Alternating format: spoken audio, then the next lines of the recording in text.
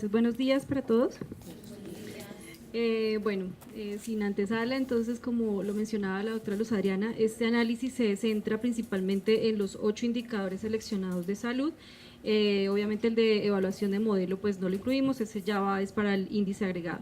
Entonces, estos 8 indicadores, ¿de dónde resultan? Del ejercicio de caracterización o de perfil de riesgo de cada una de las entidades de las EPS. Entonces, de ahí se extraen y vamos a mostrar pues cómo es el comportamiento de estos indicadores según esa fuente que seleccionamos. Para el primer indicador, que corresponde a la categoría gestión individual del riesgo, que es el porcentaje de captación de principales precursoras de enfermedad renal crónica, como la hipertensión y la diabetes, pues ya ustedes conocen, la fuente principal de este indicador es la cuenta de alto costo. Encontramos que hay una dispersión bastante alta en el régimen contributivo, mayor que en el régimen subsidiado. El régimen subsidiado, ¿qué comportamiento presenta? Que el 50% de las entidades están más concentradas a resultados bajos. Sin embargo, sorprende con un resultado mayor o un valor máximo que el presentado en el contributivo. Sí, por ejemplo, en este indicador, en el régimen subsidiado encontramos un valor máximo del 91.49%, mientras que en el subsidiado el máximo valor fue el 62% de captación.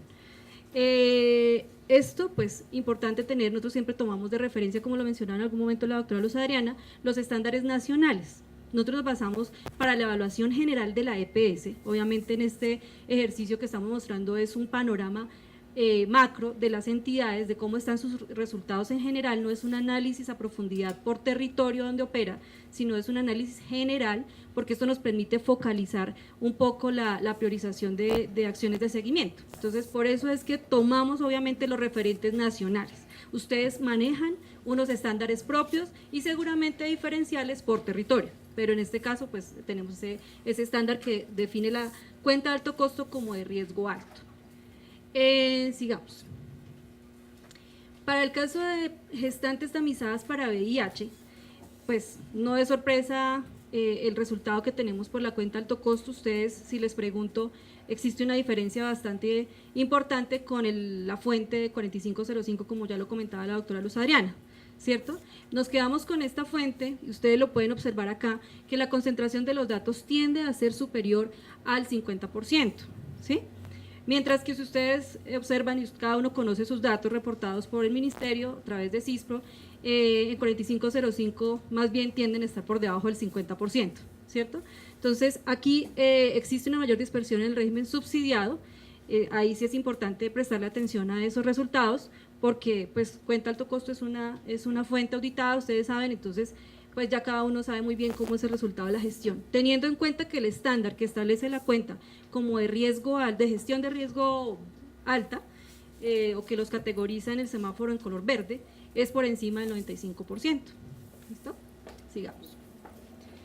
En la proporción de mujeres, este indicador y el siguiente fueron los indicadores que se agregaron al índice también con fuente cuenta alto costo, porque pues es importante obviamente la medición de condiciones de cáncer. Entonces, tenemos el cáncer de mama detectados como carcinomas in situ al momento del diagnóstico. Para este indicador, miren la dispersión que se observa entre un régimen y otro, ¿sí? Aquí el estándar que define la cuenta alto costo es del 12%, teniendo en cuenta los referentes nacionales y algunos referentes de región, de Latinoamérica. Sin embargo, pues para el país sí se encontraron valores superiores a ese estándar, la idea es que sea superior. Entonces, aquí el valor máximo fue el 100% en el régimen subsidiado, el contributivo fue el 42%, con una mediana del 13% en contributivo y subsidiado del 10%. Sigamos. Para el cáncer de próstata localizado en pacientes estadios 0, 1 y 2, vemos una mayor dispersión también en el régimen subsidiado. Encontrando que para el régimen contributivo el 50% de los datos se concentran entre el 71 y el 83%, y en el caso del subsidiado entre el 50 y el 95%, con una mayor amplitud del rango. El valor máximo para los dos casos fue el 100%. Sigamos. Respecto al indicador de puntaje de satisfacción, que ese ya entra a la categoría de gestión de la atención en salud, como lo mencionábamos, tomamos el resultado del ranking de satisfacción del Ministerio, tomamos el resultado específico de la categoría, la dimensión de satisfacción, obtenido por cada una de las entidades, Y aquí fue mayor el resultado en el régimen subsidiado. El régimen contributivo fue un poco menor el mayor valor obtenido. En el caso del contributivo el valor máximo fue el 88%, en el subsidiado fue el 95% de satisfacción. Sigamos.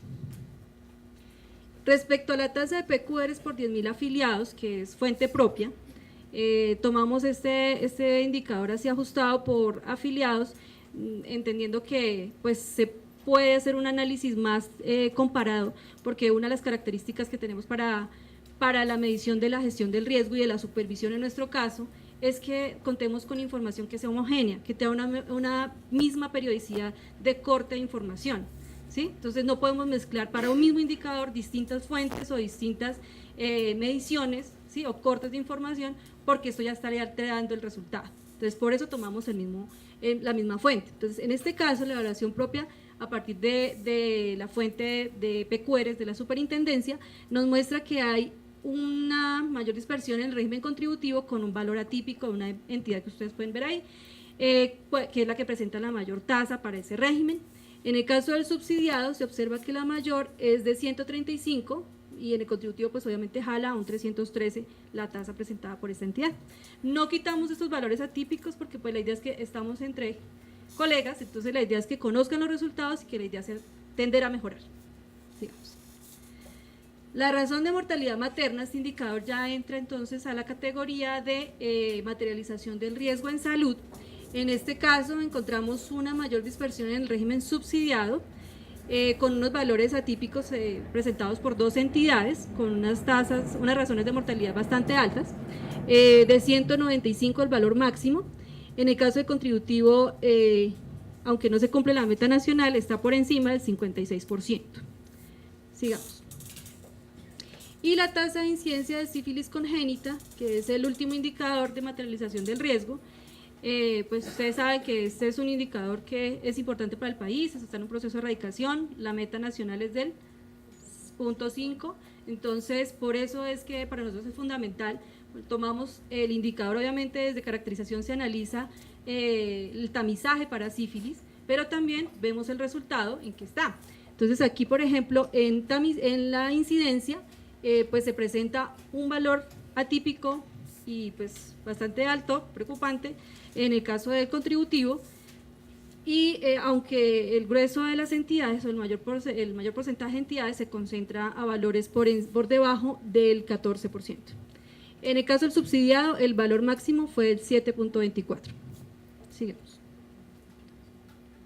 Bueno, ahora esta diapositiva ya es como para cerrar este análisis de estos indicadores, muestran algunas conclusiones del ejercicio de caracterización y obviamente de análisis de indicadores, donde, pues, como lo decía la doctora, ya tenemos la caracterización a partir de los 93 indicadores, todos los 93 indicadores analizados en unos documentos, y a partir de esto encontramos unas conclusiones muy comunes, muy frecuentes, casi que comunes a todas las entidades. Entonces, son las que les queremos presentar.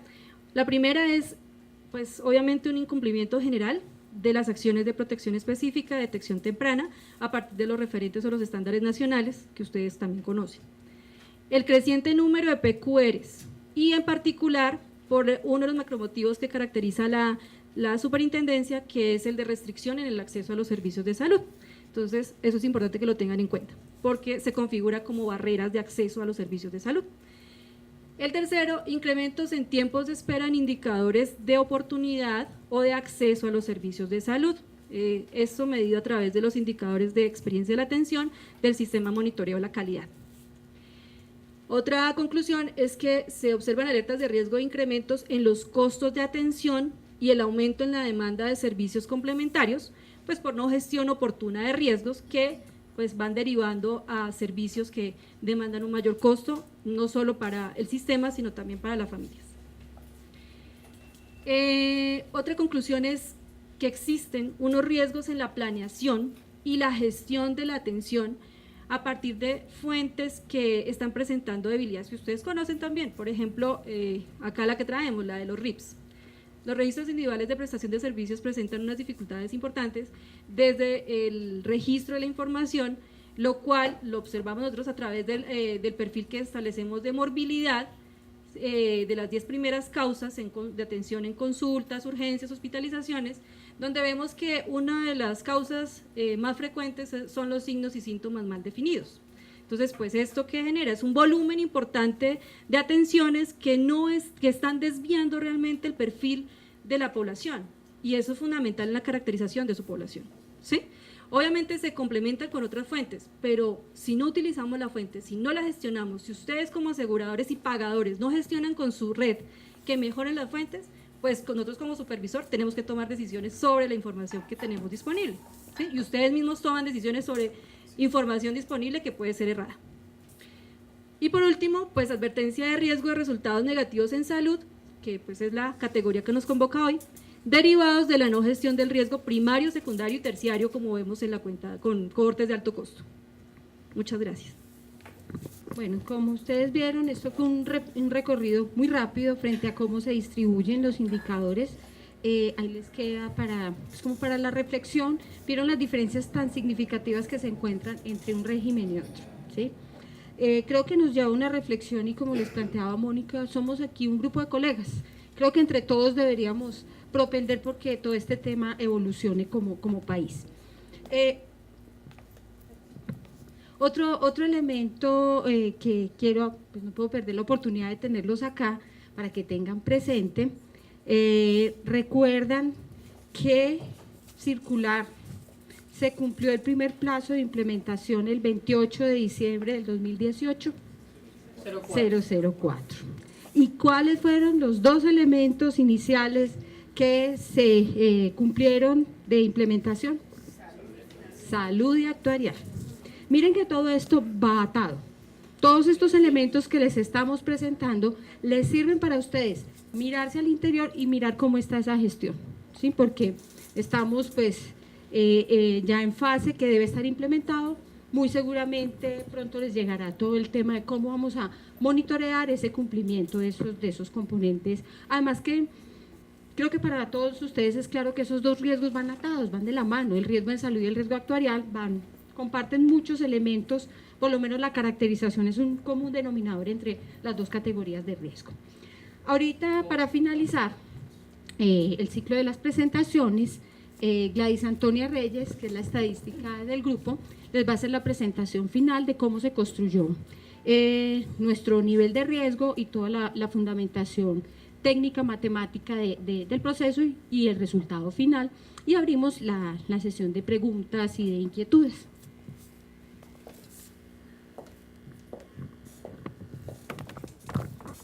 Bueno, buenos días a todos. Como les dijo Luz Ariana, soy la estadística del grupo y la responsable, con el apoyo de todo el equipo, de hacer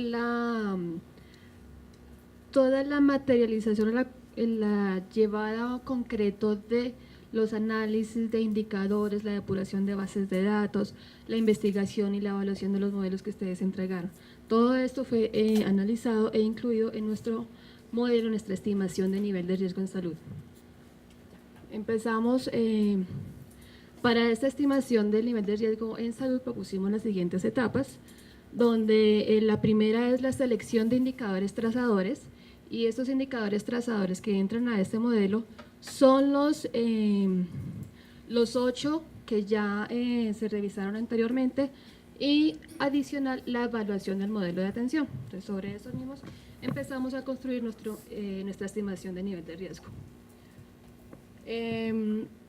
Bueno, después de la selección y la evaluación del modelo de atención, pues viene todo el proceso de generación, descarga de información de las fuentes oficiales que ya se han mencionado, el cálculo de indicadores a partir de la información descargada. Hay unos indicadores que se sacan directamente de la fuente, como por ejemplo los de cuenta de alto costo, pero hay otros que calculamos al interior. Por ejemplo, la tasa de PQRs y la razón de mortalidad materna y la tasa de sífilis congénita. Después de la revisión estadística de estos indicadores, dispersiones, valores atípicos, medianos, bueno, todo este análisis estadístico, digamos que hubo un trabajo fuerte en todo el grupo. Yo me encargaba de la parte numérica, porque les digo, pues yo no tengo mucha experiencia en el sector salud, más que la que he ganado acá en la superintendencia.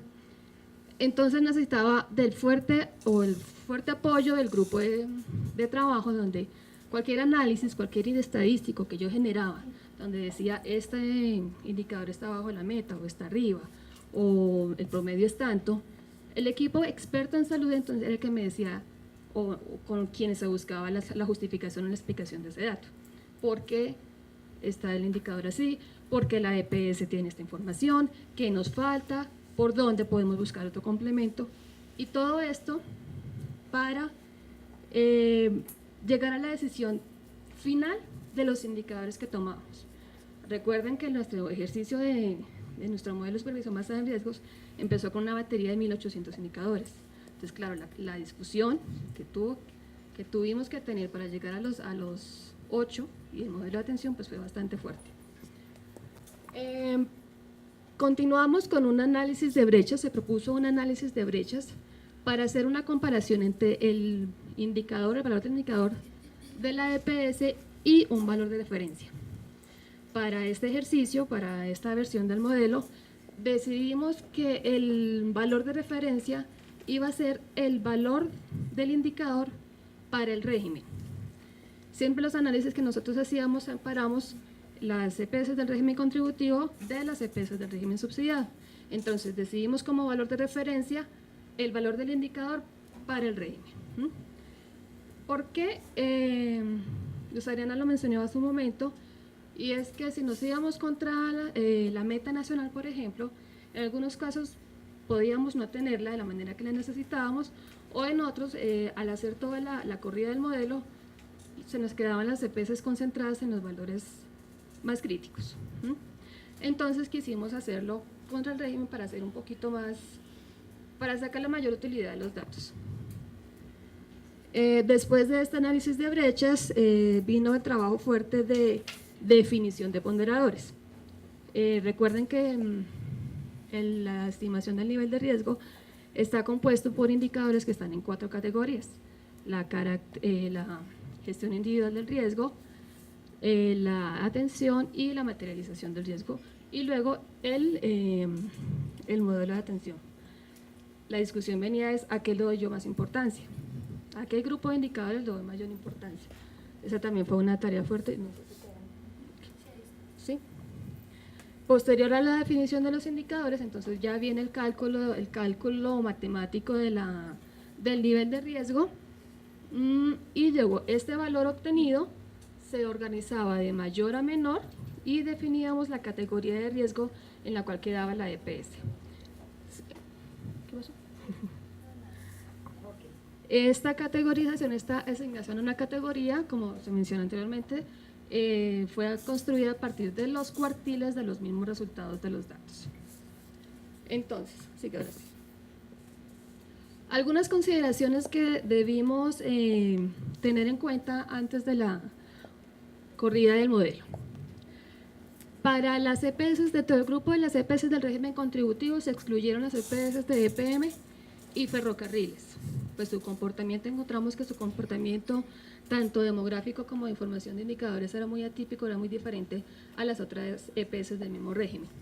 Lo mismo sucede con las EPS indígenas, también tiene un tratamiento muy diferente, y también excluimos a la EPS Medimás. La EPS Medimás, recuerden que entró en funcionamiento en el segundo semestre del 2017, y los datos que nosotros utilizamos, el corte que nosotros utilizamos para el análisis son indicadores a 2017. Entonces, pues esta EPS que solamente llevaba medio año no podíamos incluirla, además que todavía no encontramos suficiente información de esta EPS en los sistemas.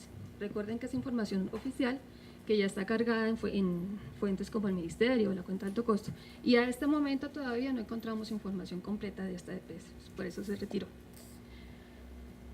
Ok, respecto al ranking de satisfacción, como lo mencionó Mónica hace un momento, se tomó solamente, el ranking de satisfacción tiene 3 componentes, dentro de los cuales se encuentra el puntaje de satisfacción. Ese fue el que nosotros tomamos para incluir a nuestro modelo. Y también se tomó el ranking de satisfacción que se calculó con datos de 2017. Entonces, todas las fuentes que nosotros tomamos, tratamos de que tuvieran el mismo corte, 2017. Bueno, para el indicador de razón de mortalidad materna, digamos que en la revisión de indicadores que hicimos y los que calculábamos acá, mirábamos si había una información, había la misma información similar en otras fuentes diferentes a la que habíamos escogido. Para razón de mortalidad escogimos la información cargada en CISPRO, lo calculamos a partir de ahí, pero mirábamos si en otro reporte o en otra fuente había información, entonces estaba el exacto, el caso de Civigila. Entonces, otra de las consideraciones que no está acá es, no queríamos combinar fuentes. Si decidíamos que el indicador de la razón de mortalidad materna la íbamos a calcular con fuente CISPRO, no queríamos incluir a Civigila como para los casos donde no hubiera. Y para ninguno de los indicadores, simplemente nos íbamos con una fuente. Entonces aquí, ¿qué fue lo que hicimos? Si no teníamos dato de ese indicador para alguna EPS, íbamos y buscábamos las fuentes alternas de las otras fuentes, y si encontrábamos algún tipo de información que nos dijera que la ausencia de información era por no reporte, entonces veníamos acá, no nos traemos el dato de Civigila, sino que le asignábamos a esta EPS el valor que significara el mayor riesgo dentro de las EPS del mismo régimen. Era como una manera de castigar a la EPS dentro del indicador para nuestra operación matemática. Tenemos una diferencia entre el valor del indicador y el valor de referencia, y lo dividíamos por su desviación estándar como para absorber la dispersión. Calculábamos ¿El valor del indicador qué? la diferencia entre el valor del indicador y el valor de referencia que escogimos, que es el valor del indicador en el régimen. Exactamente. No, Para país. no son las métricas. A partir de mis datos, el resultado del régimen exacto. Continuamos con este promedio de estas distancias ajustadas dentro de cada categoría. Aquí teníamos que hacer un ejercicio previo antes, y era que hay algunos indicadores, un valor alto significaba algo bueno, mientras que para otros indicadores un valor alto era un valor malo. Entonces teníamos que hacer una conversión para que nos quedaran todos como en el mismo nivel. Los valores más bajos eran una valoración buena, y los valores altos eran los que significaban un mayor riesgo. Continuamos con la ponderación. Entonces estos fueron los valores para los ponderadores que escogimos. Entonces, gestión individual del riesgo, le dimos un peso del 25%, la gestión de la atención en salud 40%, la materialización del 25%, y finalmente el modelo de atención con un 10%. Como les digo, eso también fue resultado de muchas discusiones, revisiones al interior, inclusive con otros actores como Ministerio y Cuenta de Alto Costo, el Instituto. Venimos a la operación matemática, que es, no es más que estos valores promedio ponderados por estos valores que les digo por categoría, y ya como la agregación de ese resultado. Ya el resultado final de esta operación es lo que llamamos el nivel, la estimación de riesgo, el numerito. Entonces, listo. Entonces continuamos después ya. Sí. Entonces ya continuamos, y lo que les decía ahorita, cojo ese numerito que me salió, lo ordeno de mayor a menor y defino el más alto, es el que tiene un mayor riesgo, y el más bajito es el que está mejor. Entonces generamos los cuartiles de este indicador, y pues está la clasificación. Los resultados que tienen, que están arriba del tercer cuartil, son las EPS que están en riesgo alto. Las que están entre segundo y tercero tienen riesgo medio o alto. Las que están entre cuartil 1 y 2, riesgo moderado. Y finalmente señora. Ok. Sí. Lo que ustedes ven acá son los resultados de las EPS del régimen contributivo. Tengan en cuenta, sacan sin contar EPM, ferrocarriles y Medimas. Pues tenemos 3 EPS en el riesgo alto, 3 en medio alto, 3 en moderado y 3 en verde. Ya como se mencionó, como lo mencionó Luz Ariana al inicio, dependiendo del color en el que quedó la EPS, es que se toman las acciones de seguimiento, o bueno, se plantea el modelo de seguimiento de las EPS, ya sea la visita, ya sea la revisión documental, bueno. ¿Listo? Y estos son los resultados de las EPS del régimen subsidiado. En el régimen contributivo, recuerden, quedaron 3 EPS por nivel de riesgo, y aquí en las del régimen subsidiado quedaron 5 por cada grupo de nivel de riesgo. Recuerden que esto es a partir de los datos que tenemos, y no estamos utilizando metas, entonces todo esto lo da el comportamiento, todo esto lo da la información que tenemos. Si nosotros queremos de pronto, bueno, de pronto no, si se quiere mejorar la información, mejorar el indicador, entonces el trabajo está en mejorar esos indicadores a nivel de EPS. ¿Qué pasa? Que si ahorita estamos utilizando corte 2017, seguramente las acciones que ustedes tomen en este momento no se van a reflejar tan rápido, pero digamos que es un paso para que podamos ir mejorando en la gestión del riesgo. Y pues esto ya se verá en la nueva actualización del modelo. Ya estuvo la foto. Bueno, muchísimas gracias a todos y creo que ya pasamos a la sesión de preguntas.